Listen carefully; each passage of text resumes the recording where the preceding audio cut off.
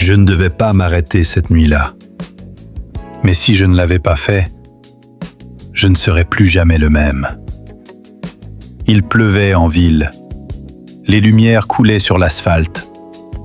Et je l'ai vue courir. Une fille, poursuivie, paniquée.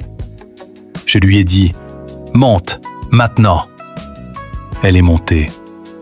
Et à cet instant précis, ma vie a dérapé. 3 secondes de silence. Puis elle a murmuré « Ils vont te chercher, toi aussi. » J'ai cru à une blague. Je me trompais.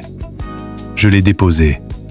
Elle m'a donné un numéro, pas un nom, juste un regard qui suppliait. 3 jours plus tard, mon téléphone a vibré. Message inconnu. On sait que tu étais avec elle. Mon cœur s'est arrêté. Je l'ai appelée. Elle m'a dit la vérité, ou du moins, une partie.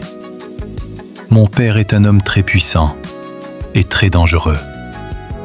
Ce que je n'ai pas compris tout de suite, c'est que le vrai danger, c'était elle. On s'est revus dans un café, discret, trop discret. Quand elle a souri, j'ai oublié la peur. Grosse erreur. Une voiture noire attendait dehors. On a fui, couru, riant comme des fous. Sur un toit, face à la ville, elle m'a embrassé. Et là, j'ai pensé, même si je meurs, ça en valait la peine. Puis le piège s'est refermé. On m'a proposé de l'argent, beaucoup d'argent, en échange d'une seule chose, la trahir. J'ai hésité, oui, mais j'ai dit non.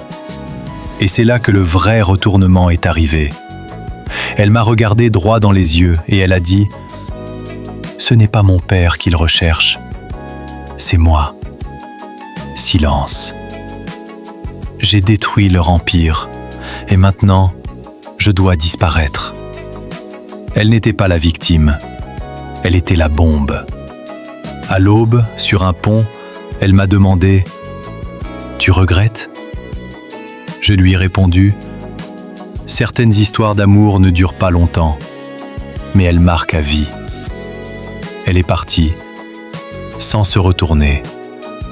Des mois plus tard, j'ai reçu une carte, une seule phrase.